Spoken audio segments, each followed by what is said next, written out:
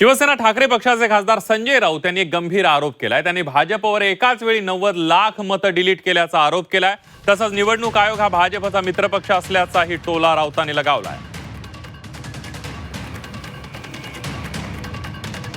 पश्चिम बंगालमध्ये ज्या पद्धतीनं केंद्र सरकारनं किंवा निवडणूक आयोगानं पॅरामिलिटरी फोर्सनं ताबा घेतला निवडणुकीचा, त्याच्यामुळेची काटेकी टक्कर होते. नाहीतर तिकडे भारतीय जनता पक्षाचं फार मोठं स्थान आहे असं मला वाटत नाही.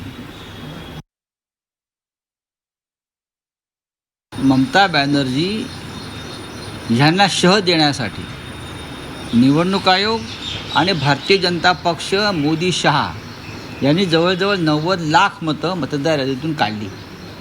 90 लाख मतं जेव्हा एकाच वेळेला डिलीट केली जातात त्याचा परिणाम निकालावर होतो.